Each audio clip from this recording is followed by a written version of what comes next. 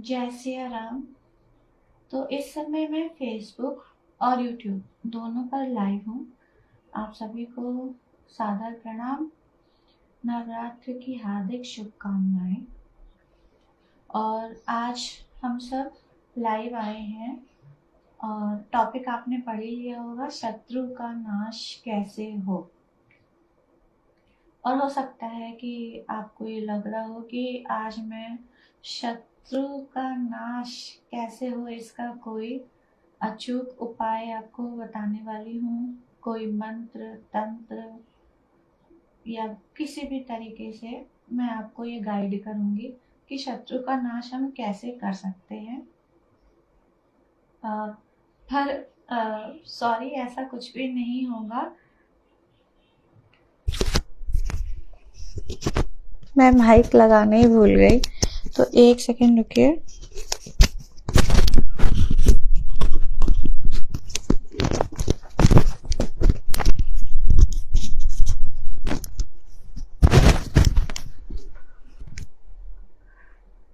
Video के बीच में आपके जो भी सवाल हों वह आप पूछ सकते हैं, और अगर मुझे लगेगा कि हाँ उनका जवाब देना चाहिए तो मैं अवश्य दूंगी। और अभी मैं थोड़ा सा वेट करना चाहती हूँ कि और लोग भी लाइव वीडियो से जुड़ जाएं। तब तक मैं अपने प्रभु का, अपने गुरुदेव का ध्यान कर लेती हूँ।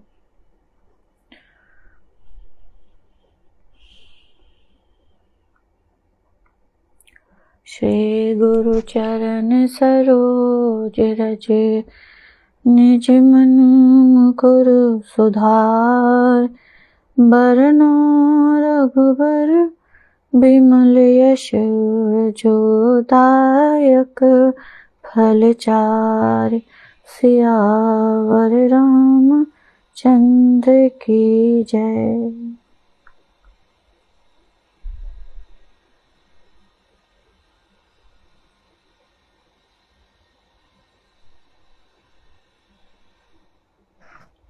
जय जय श्री सीताराम। ओम नमः शिवाय। महाकाली की जय, पवन पुत्र हनुमान की जय, सभी देवताओं की जय, आपके सद्गुरुदेव की जय। तो चलिए शुरू करते हैं। तो आज का हमारा टॉपिक है शत्रु का नाश कैसे हो। और इसके लिए मैं यह कहना चाहती हूँ कि हम कोई छोटे मोटे शत्रु की बात नहीं कर रहे हैं, जो कि छोटे मोटे शत्रु रोजाना के जीवन में बनते रहते हैं। और बहुत से ऐसे तरीके होते कि हमें इस वीडियो की कोई ज़रूरत नहीं है और हम स्वयं या तो उनसे दूर हो सकते हैं, या उन्होंने अगर हमारे साथ कुछ गलत किया है तो हम उसका कैसे उसको रोकें, इसका इंतज़ाम हम स्वयं कर सकते हैं। पर यहाँ उस शत्रु की बात हो रही है जिससे हम जल्दी पीछा नहीं छुड़ा सकते। वह शत्रु ऐसा है कि हम उसे साफ तौर पर शत्रु ही नहीं बोल पाते। और वह शत्रु कहाँ होता है? वह शत्रु हर समय हमारे पास होता है, चाहे फिजिकली पास हो, नहीं तो हर समय विचारों में वह होता है। नवरात्र चल रही है तो आप दुर्गा चालीसा का पाठ करते होंगे, तो उसमें आप कहते हैं ना, शत्रु नाश की जय महारानी, सुमिरो एक चित तुम्हें भवानी। तो क्या हर एक का शत्रु होता है? कुछ लोग कह सकते नहीं, मेरा तो कोई शत्रु नहीं है, मुझे इस वीडियो की भी जरूरत नहीं, मैं तो उत्सुकतावश यहाँ पर आ गया या आ गई। लेकिन हम सब का कम से कम एक शत्रु अवश्य है, और हम अच्छी तरह जानते हैं और कि वो है हमारा शत्रु, पर हम नहीं बोल सकते। तो वो शत्रु कौन हो सकता है? वो शत्रु हो सकता है हमारे सबसे करीब का कोई सदस्य, परिवार का सदस्य, या जहां हम काम करते हैं और ऐसी परिस्थिति होती है कि हम उसको छोड़ के नहीं जा सकते, तो हम उस शत्रु की बात कर रहे हैं। या तो उसका हमारे ऊपर ऐसा जोर चलता है, या फिर हम अपनी कुछ जिम्मेदारी समझते हैं कि भले ही यह हमारे लिए कैसा भी है लेकिन हमारी उसके प्रति जिम्मेदारी है। तो असली बात यह है कि हम शत्रु को शत्रु ही नहीं कह पाते, और सबसे बड़ी बात यही है, वो हमारा पुत्र हो सकता है, वह हमारा पति, पत्नी, माँ, बाप, दोस्त, पड़ोसी, बॉस, जितने भी रिश्ते आप सोच सकते हैं जिन पे शत्रु शब्द ही नहीं चलेगा, वो ही हमारे शत्रु हो सकते हैं। और हम कभी भी यह स्वीकार नहीं करेंगे अपने मुंह से कि यह हमारा शत्रु है, और यहीं पर सारी प्रॉब्लम शुरू हो जाती है। हो सकता है हम जो हमारा परम शत्रु है, हम उसको अपना परम हितैषी, परम मित्र मानते हों। और ऐसा नहीं है कि हम अनभिज्ञ हैं, क्योंकि शत्रु अपना काम करता ही है ना, तो शत्रु तो अपना काम करेगा ही। वो हमें दिन रात का त्रास देता ही रहता है, लेकिन हम हैं कि सब सहते रहते हैं। और हमें ऐसा लगता है, बहुत कुछ लगता है हमको। पहला तो यह लगता है कि नहीं, ये तो हमारा अपना है, इसको तो हमें प्यार करना चाहिए। या फिर हमें यह लगता है कि यह तो बेचारा है और हमें इसके साथ खड़ा होना चाहिए। या फिर हमें यह लगता है कि मैं तो धार्मिक हूँ, तो मैं अधर्म के विषय में कैसे सोच सकता हूँ। और भगवान और संतों ने हर जगह कहा है कि सहो और अपने धर्म का पालन करो। तो आप देख रहे हैं कि हमारी सबसे बड़ी समस्या क्या है कि हम शत्रु को शत्रु ही नहीं समझ पा रहे, और इतना त्रास होता है, इतनी तकलीफ होती है, दिन रात का हेडेक। मैं थोड़े इंग्लिश वर्ड्स भी यूज करूंगी जिससे आपको भी थोड़ा इजी फील हो। तो दिन रात का हेडेक, और लगता है कि कैसे हम इससे बाहर निकलें। अगर हम इससे बाहर निकल गए या ये व्यक्ति बदल गया तो हमारा जीवन कितना सुखमय हो जाएगा। लेकिन ऐसा कभी होता नहीं। क्यों नहीं होता? क्योंकि हम उसको शत्रु मानते ही नहीं हैं, और हम जो वो हमको त्रास देता है उसको सहते जाते हैं, और ऐसे बहुत से तरीके निकाल लेते हैं कि जिससे हम उस कष्ट को भुला सकें, कम कर सकें। उसके लिए हम बहुत कुछ करते हैं जो कि आप जानते ही होंगे। तो वो सब बाहरी चीज मुझे बताने की जरूरत नहीं है, लेकिन हम लोग पूजा पाठ भी बहुत करते हैं। हम मेडिटेशन करते हैं, हम पूजा करते हैं, हम मानस का पाठ करते हैं, हम धाम में जाते हैं, हम क्या नहीं करते हैं। लेकिन कोई फर्क नहीं पड़ता, या थोड़ा फर्क पड़ता है, कुछ देर के लिए पड़ता है। और यह शत्रु हर व्यक्ति के जीवन में होता है। यह मैं आपको लिख कर दे रही हूँ, आप भले ही कितना उसको एक्सेप्ट करने से बचे, पर यह परम सत्य है। और ऐसा क्यों है, यह सवाल हमारे मन में आता है कि मैं तो किसी का बुरा नहीं करता हूँ, तो भगवान ने इस व्यक्ति को क्यों मेरे पल्ले बांध दिया। और मान लीजिए कि कोई बच्चा है और उसका माता या पिता ऐसा है, अब आप उस बच्चे की हालत सोचिए, उसका रिश्ता देखिए। या फिर कोई पिता माता है और उनका बच्चा है, तो ये कैसा रिश्ता है, और हम कैसे उसको अपना शत्रु माने। लेकिन वो है, और भगवान ने उसको हमारी लाइफ में प्लेस करा हुआ है। अब हमारी क्या आदत होती है कि हम यह सोचते हैं कि यह हमारे कर्मों का फल है। और मैं उन लोगों की बात कर रही हूँ जो धर्म का पालन करते हैं। जो अधर्मी हैं तो वही तो शत्रु हैं, तो उनकी तो बात ही नहीं करी जा रही। लेकिन जो धर्म का पालन करता है वह, उसी के लिए यह वीडियो मैं बना रही हूँ। और यह जो शत्रु से उसका रिश्ता है, यह कुछ दिन या महीने का नहीं है, ये वर्षों वर्षों का है और कई डिकेड्स का भी हो सकता है, और उसको नहीं मिलती मुक्ति अपने उस शत्रु से। तो अब हम इसको कहीं ना कहीं मानस से जोड़कर देखेंगे, अर्जुन की भी बात से जोड़कर देखेंगे कि क्या है कारण। अब सबसे पहले हम विभीषण को लेते हैं, या फिर सबसे पहले हम सुग्रीव को लेते हैं, बल्कि हम तीनों को एक साथ ले सकते हैं, सुग्रीव, विभीषण और अर्जुन।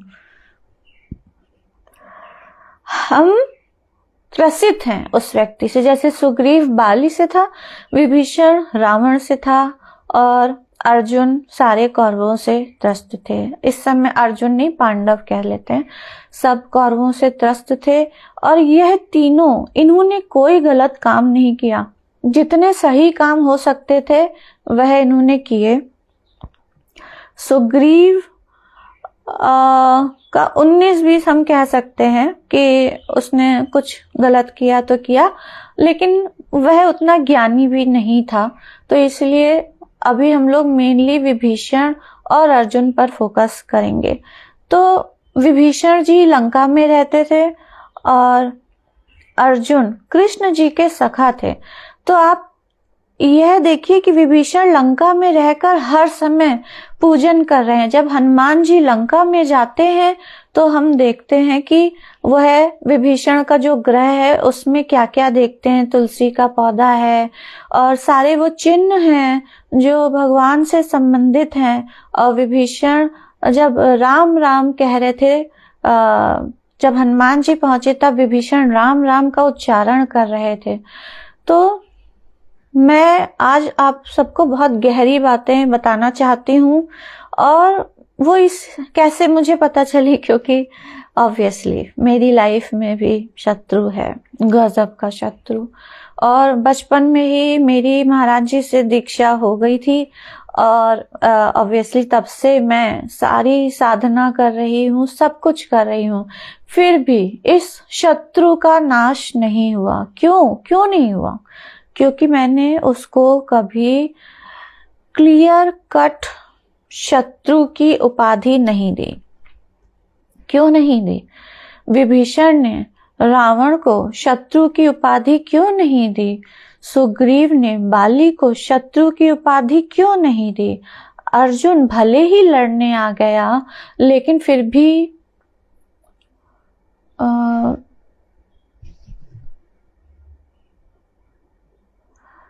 भी उसने क्लियर कट भीष्म पितामह, द्रोणाचार्य जी, इन सबको शत्रु की उपाधि नहीं दी, है ना। तो ये बात है कि धर्म क्या है, हम इसका निर्णय नहीं कर पाते। हमें ऐसा लगता है कि अगर हम जिसको धर्म समझते हैं, हम उसकी परिधि में आए हैं, तो फिर हमको एक निश्चित हमारा एक पर्सनालिटी होनी चाहिए, और वो पर्सनालिटी होनी चाहिए क्षमा की, सहन की, धर्म पालन की, शास्त्रों में जो कहा गया है उसको करने की। और ये सही है, ये बिल्कुल सही है, क्योंकि शुरू से ही हमें यह अधिकार नहीं है कि हम किसी को शत्रु बोलें। अब इसको ऐसे आप समझ सकते हैं कि जब भगवान राम सुग्रीव के जीवन में आए और फिर वो बाली से लड़ने गया तो वो मुक्का खा के आया। तो अगर हम अंदर से एकदम क्लियर नहीं है, हमारा बेस स्ट्रांग नहीं हुआ और हम पर्वत की तरह मजबूत नहीं हुए जो किसी भी आघात को झेल सकें, भले ही वो मेंटल हो, फिजिकल हो, फाइनेंशियल हो, तब तक हम उस शत्रु को उसको फेस नहीं कर सकते। तो हम कमजोर हैं।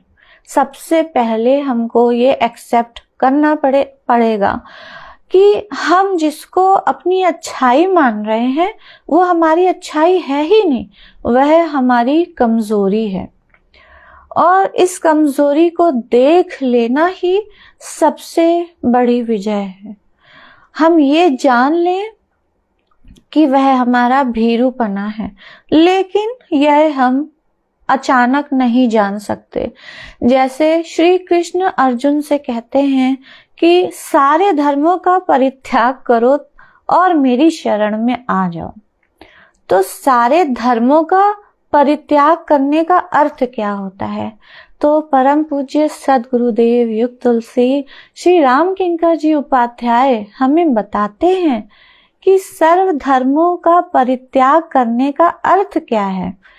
तो कोई भी चीज है तो आप उसका त्याग कैसे करते हैं?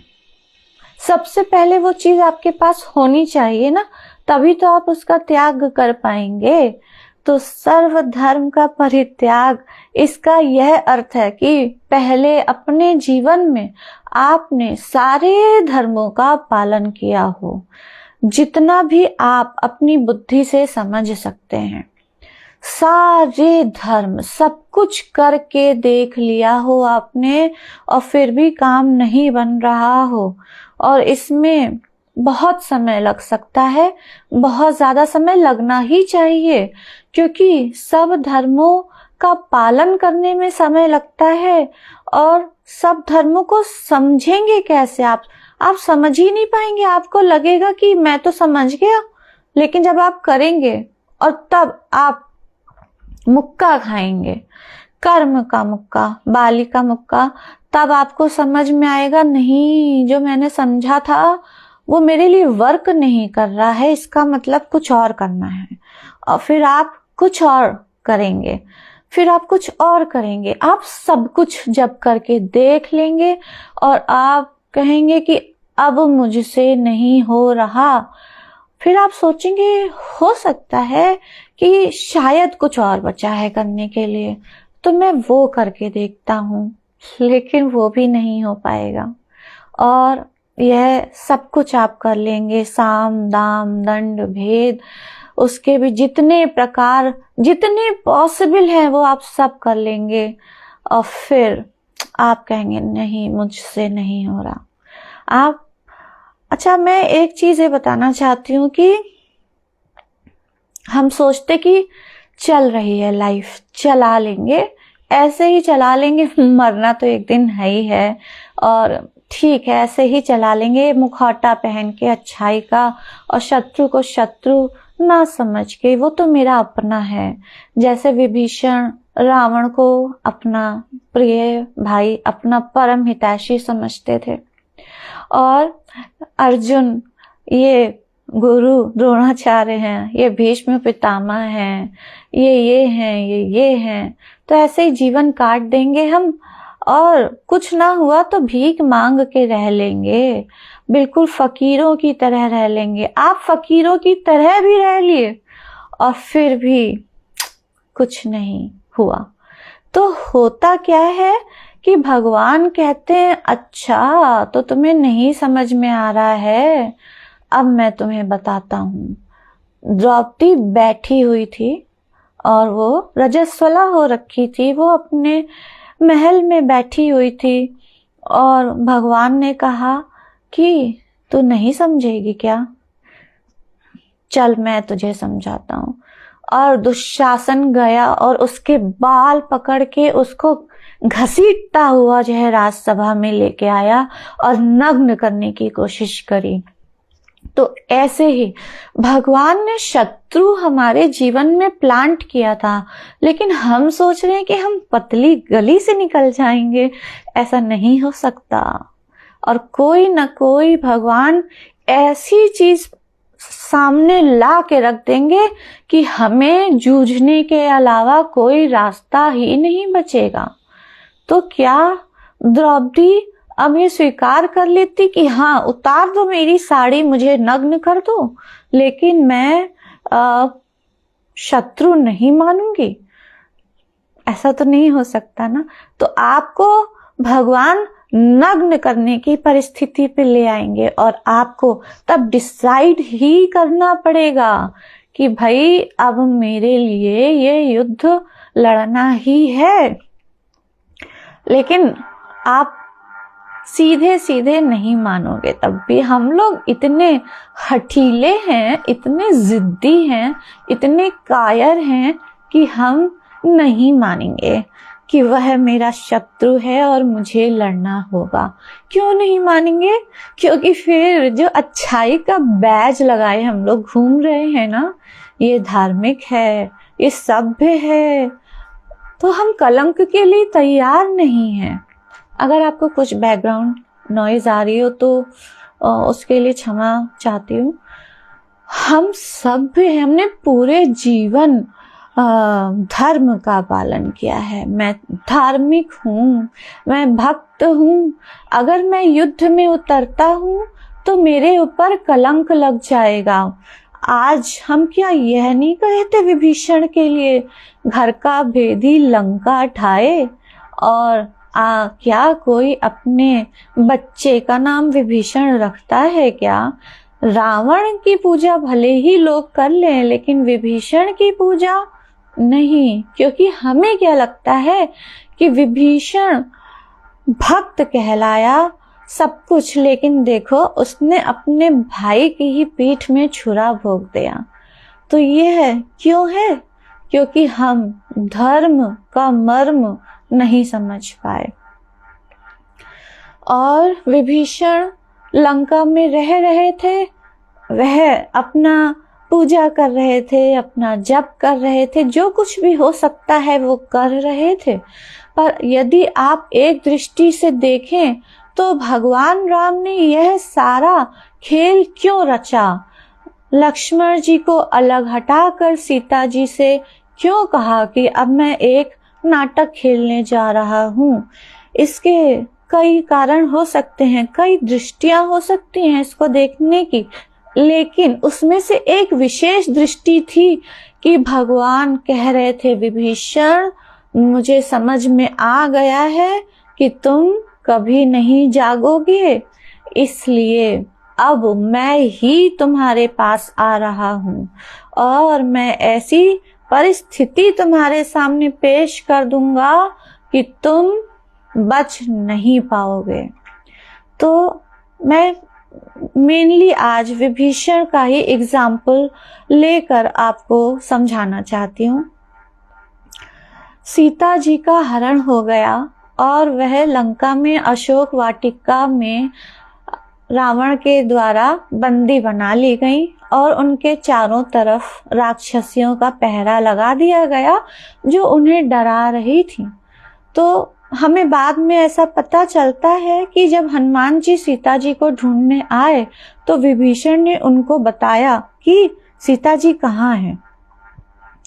तो अब आप सोचिए कि सीता जी जो कि शांति रूपा है और विभीषण के परम आराध्य श्री राम के प्रिया है, क्या विभीषण को पता था कि क्या हुआ है? वैसे ही हमको पता है कि हमारे जीवन की शांति कौन भंग कर रहा है, किसने हमारे जीवन की शांति को बंदी बना लिया है। हमारी शक्ति, हमारी लक्ष्मी, हमारी भक्ति किसने बंदी बना लिया है? लेकिन हम सिर्फ बाहर से ढोंग कर रहे हैं भक्ति का।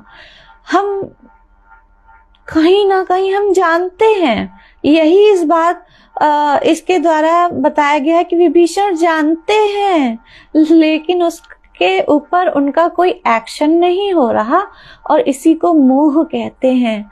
यही हमारे जीवन का मोह है कि हम जानते हैं लेकिन हम कुछ करते नहीं। हम वो करते हैं जिससे कुछ फायदा खास हो नहीं रहा।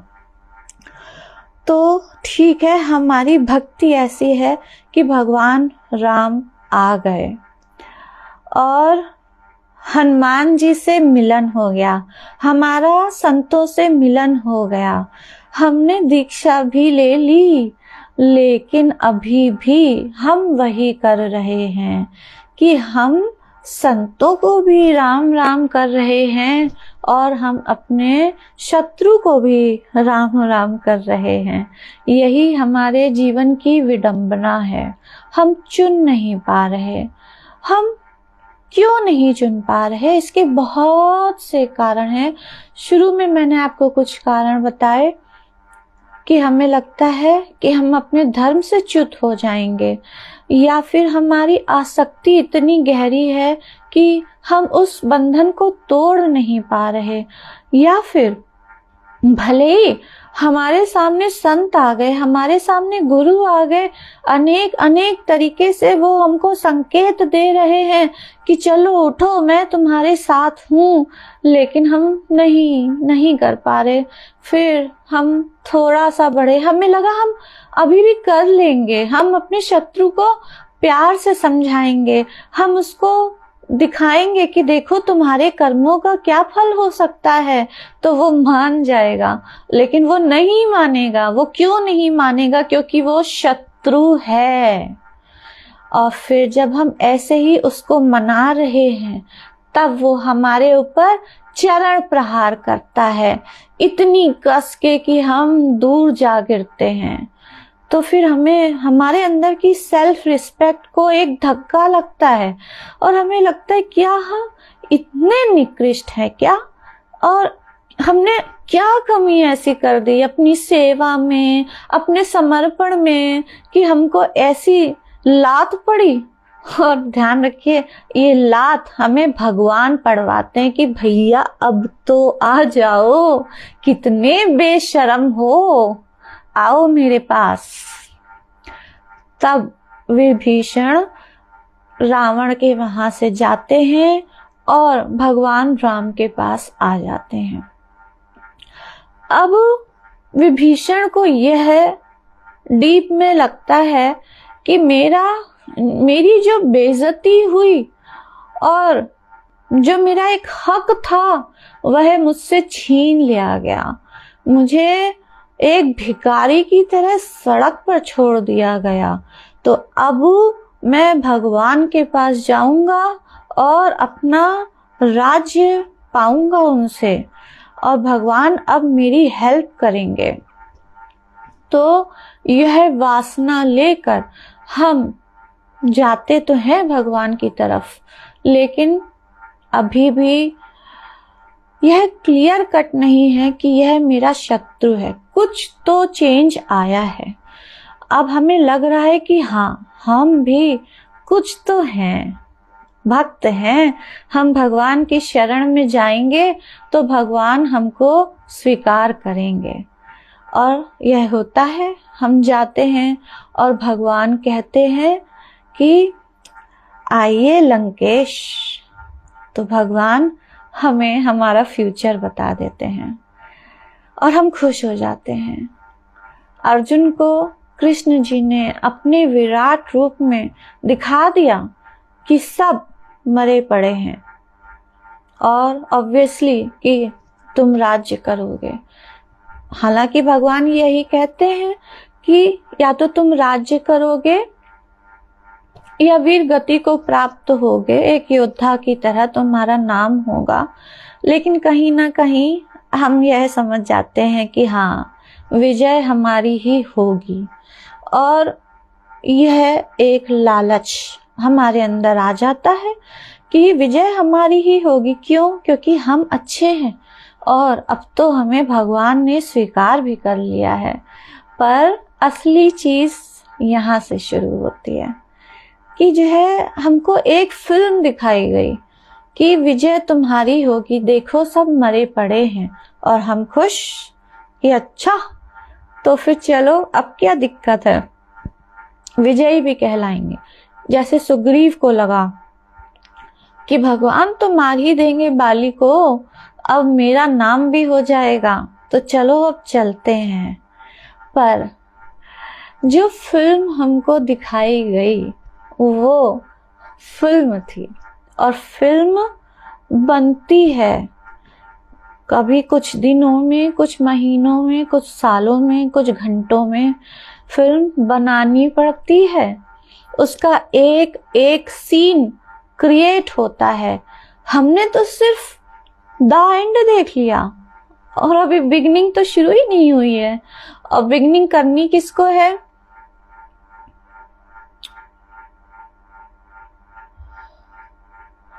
बिगनिंग करनी किसको है? बिगनिंग हमको करनी है।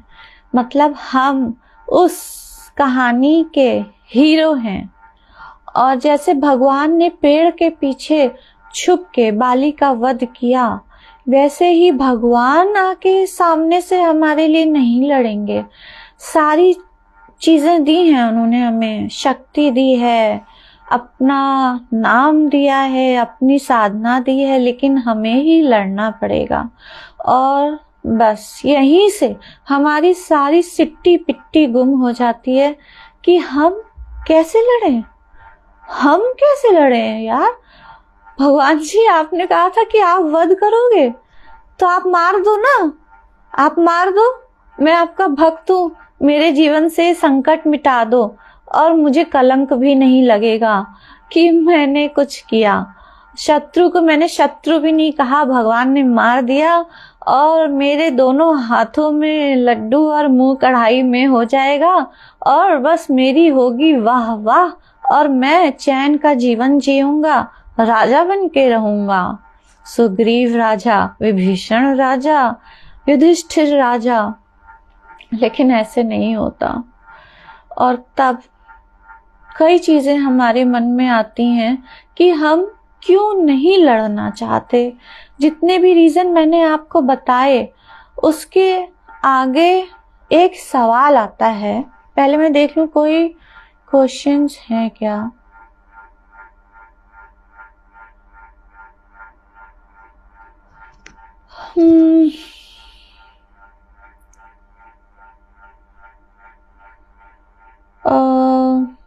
मैं जो है आपसे एक बात कहना चाहूंगी कि हो सकता है मेरी आवाज थोड़ी सी धीमी आ रही हो, क्योंकि मैंने एक माइक लगाया हुआ है और वो फेसबुक वाले उस पे है।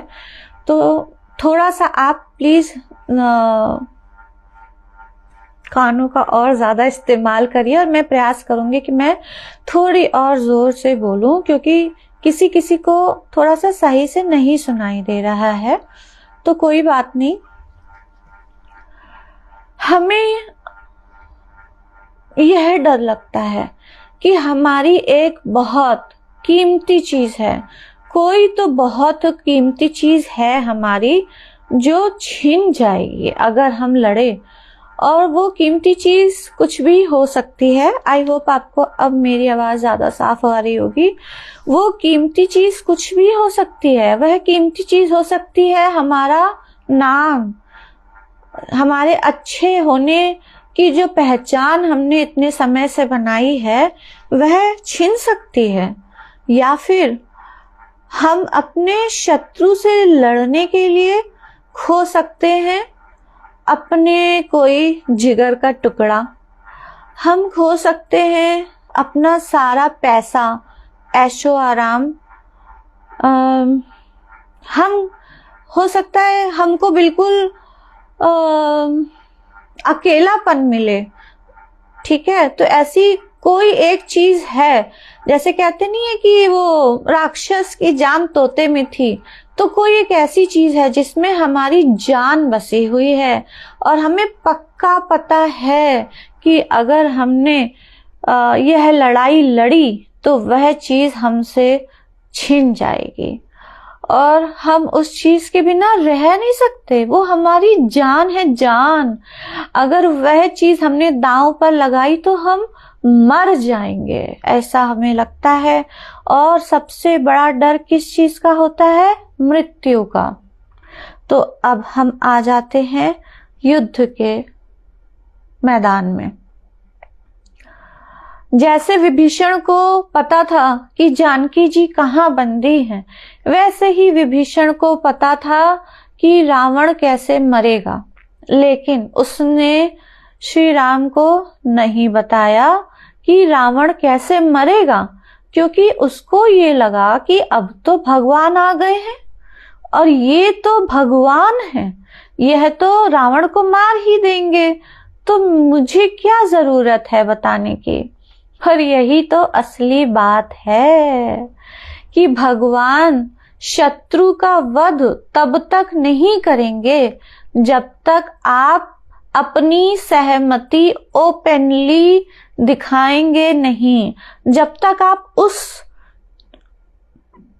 कगार पर नहीं पहुंच जाते कि आप ये कहते हैं कि हाँ, अब इसका जो भी अंजाम हो मैं तैयार हूं, मैं तैयार हूं, क्योंकि मैं समझ गया हूं कि मारना तो मुझे ही पड़ेगा, मारना मुझे ही पड़ेगा। और मारना अर्जुन को ही पड़ा। मारना भले ही भगवान राम ने मारा बाली को या भगवान राम ने मारा रावण को, लेकिन सुग्रीव और विभीषण ने जब तक ये एक्सेप्ट नहीं कर लिया कि हाँ यही मेरा शत्रु है, इनको मार डालो, जब तक विभीषण ने नहीं बता दिया कि रावण कैसे मरेगा, भगवान राम रावण की भुजाएं, उसके शीश काटते रहे, काटते रहे, काटते रहे।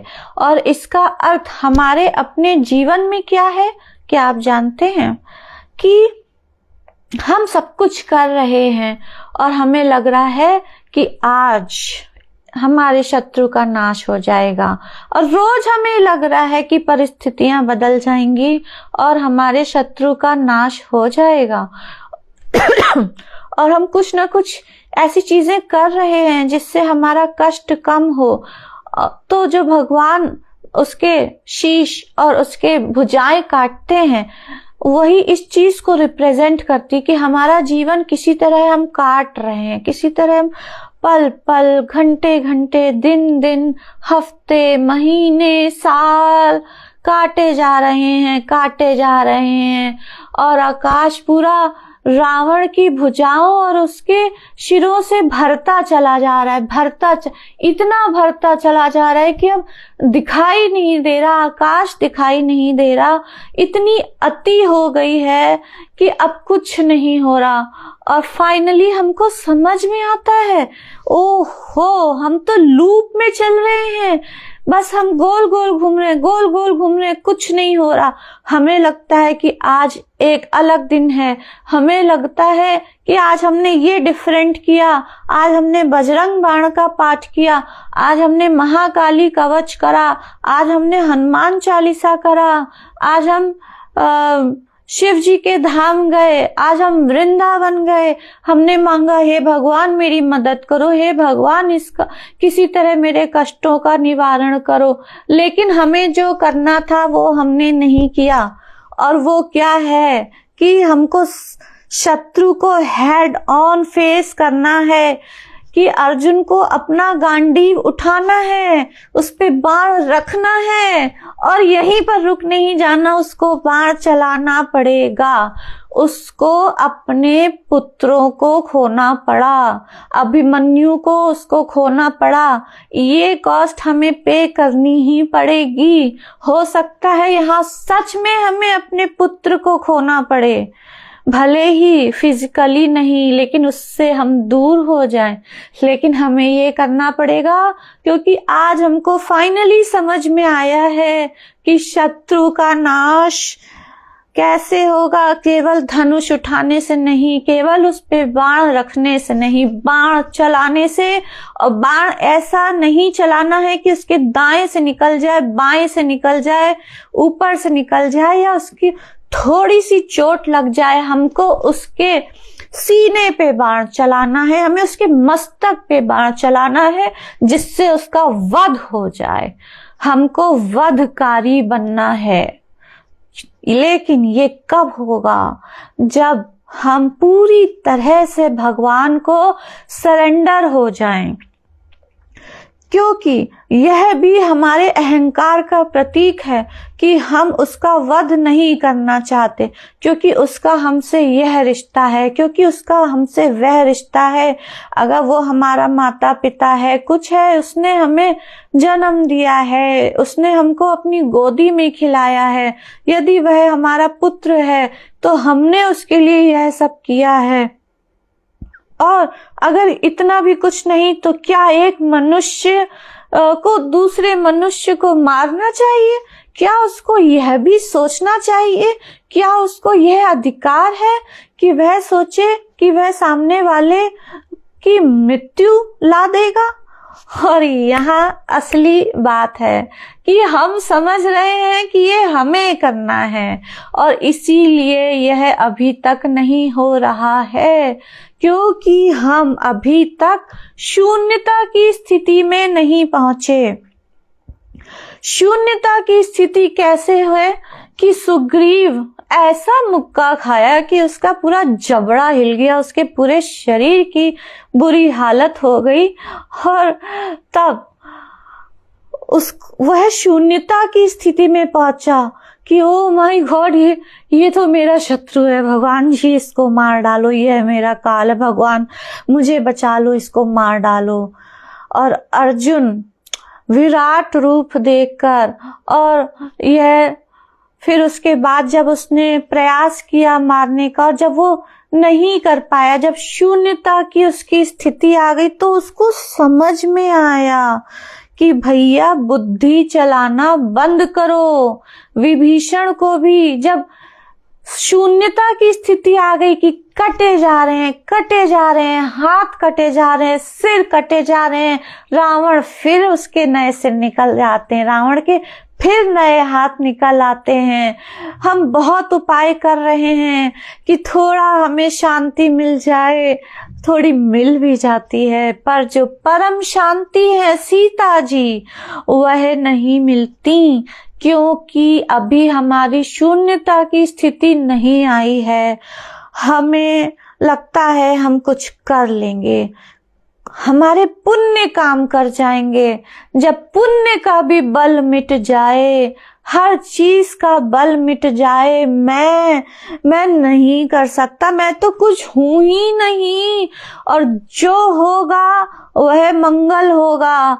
चाहे तांडव हो, शिव तांडव करें, सारी तरफ विनाश ही विनाश। यह विनाश मैं स्वीकार करती हूँ, महाविनाश के लिए मैं तैयार हूँ, चाहे मेरा ही महाविनाश क्यों ना हो जाए। तब हम भगवान से कहते हैं, हे भगवान इस शत्रु का नाश कर दीजिए, और हम खड़े हो जाते हैं। हमको पता ही नहीं कि हम किसके बल पर खड़े हो गए। हमें पता लग जाता है कि हमारे अंदर तो कोई बल है ही नहीं। हमारे अंदर मतलब इस मैं के अंदर कोई बल नहीं है। मैं कोई नहीं हूँ, वो है जो हमेशा से था और हमेशा रहेगा, और मैं उसके सामने आज पूरी नतमस्तक हो जाती हूँ, और मेरे अंदर शिव का प्रागट्य हो जाता है, जो है महाविश्वास, महाश्रद्धा। और मैं कहती हूँ कि हाँ, अब मैं लड़ूंगी, अब मैं लड़ूंगा, अब मैं तुम्हें नहीं छोड़ूंगा, अब मैं तुम्हें मार डालूंगा। और ये मैं नहीं है, ये मैं वो है, वो परम मैं, और वह ही वध करते हैं। और फिर भले ही हमें नहीं है चाहत, अब थी पहले, अब नहीं है। हम तो अब सिर्फ आपके गुलाम हैं। आप जो चाहो सो करो, जो चाहो सो करो। जब हम कहते हैं जहां ले चलोगे वहीं मैं चलूंगा, तब भी अभी मैं बाकी है, क्योंकि हम कह रहे हैं कि जहां ले चलोगे वहीं मैं चलूंगा, जैसे कि मैं कोई एहसान कर रहा हूं, जैसे मैं अपनी भक्ति का प्रमाण पत्र दे रहा हूं। लेकिन नहीं, जब हम यह समझ जाते हैं कि कहानी तो लिखी जा चुकी है, फिल्म तो बन चुकी है, बस अब हीरो का इंतजार है, यानी कि उस इक्विपमेंट, ये हम एक टूल हैं, एक औजार हैं, एक इक्विपमेंट हैं जिसके द्वारा भगवान विश्व को यह संदेश देना चाहते हैं कि शत्रु का नाश ऐसे होगा। और डरना बंद करो, श्रिंक करना बंद करो, सिकुड़ना बंद करो। तुम्हारे अंदर मैं हूं और मुझे प्रकट तो होने दो। तुम मिट जाओ, मुझे आने दो। और फिर देखिए कि उस असीम शक्ति के सामने कोई भी नहीं ठहर सकता। तो सब चीजों का त्याग करना होगा, लेकिन उसके पहले सर्वधर्म का पालन करना होगा, उसके बाद उस धर्म का भी त्याग करना है, सारे संस्कारों का त्याग करना है, अच्छे बुरे हर संस्कार का त्याग करना है। और हमको बस बिछ जाना है कि हे प्रभु अब आ जाओ, अब मैं अपने को मिटाता हूँ, अब मैं तुम्हें बताता हूँ कि रावण का विनाश कैसे होगा। और मान लीजिए कि इसके बाद भी जैसे अर्जुन को हर कौरव के वध के समय दिक्कत हुई, वो होगी, क्योंकि हमें यह अहंकार नहीं पालना है कि बस अब हो गया और अब तो सब हो ही जाएगा। ऐसा नहीं है, क्योंकि जब तक हमें ये नहीं हो जाए कि हमें नहीं पता कैसे होगा, सवाल आए, लेकिन फिर भी हम उस डिवाइन को, उस ईश्वर को, उस महाकाल को संकेत देने दें। इतना हम खुल जाएं, इतना हम बांसुरी जैसे बन जाएं कि उसके संकेत उस बांसुरी की राग में बहें और फिर हम वह करें। और हर उस करने के बाद साथ साथ हमारे संस्कारों का नाश होगा जो जन्म जन्म से हमारे अंदर हैं। और फिर इसी तरीके से हम अपने सहज स्वरूप को प्राप्त कर लेंगे। विभीषण लंकेश बने, लेकिन कब? जब उनको लंकेश बनने की चाहत नहीं रह गई। अर्जुन पांडव सिंहासन पर बैठे, लेकिन कब? जब उनको उनका गोल यह नहीं रह गया कि मुझे सिंहासन पर बैठना है, कि मुझे शांति चाहिए, कि मुझे शक्ति चाहिए, कि मुझे भक्ति चाहिए। अब कुछ चाहिए नहीं, अब वो करना है जो धर्म की पुकार है। और धर्म की पुकार महाराज जी ने अपनी एक पुस्तक में लिखा कि जो विदेशी आक्रमणकर्ता हमारे देश में आए, तो जब भी वॉर होती थी, लड़ाई होती थी, तो वह क्या करते थे कि गायों को आगे खड़ा कर देते थे। ठीक है, तो ऑब्वियसली हमारे अंदर ये होता था कि हम गौ माता को कैसे मार के और दुश्मन का वध कर सकते हैं। तो इस तरीके से वह दुश्मन हमारे ऊपर हावी होता चला जाता था। लेकिन हम कुछ गायें और पूरी मानव जाति, तो हमें इस संस्कार से भी ऊपर उठना पड़ेगा। अर्जुन ने कहा मैं भीख मांग लूंगा, हम लोग जंगल में रह लेंगे, लेकिन मैं यह नहीं करूंगा, मैं मनुष्यों का वध, अपने प्रिय बंधुओं बांधवों का वध नहीं करूंगा। तो इस संस्कार से भी हमें उठकर आना है। हम क्या कह रहे हैं? ये मेरे अपने हैं, मैं गायों को कैसे मार सकता हूँ, मैं अपने बंधु बांधवों को कैसे मार सकता हूँ। तो मुझे नहीं मारना है, मुझे सिर्फ ईश्वर के आदेश का पालन करना है। हे ईश्वर, मैं क्या करूं, मुझे बताओ। तो फिर आपको वह संकेत मिलेंगे।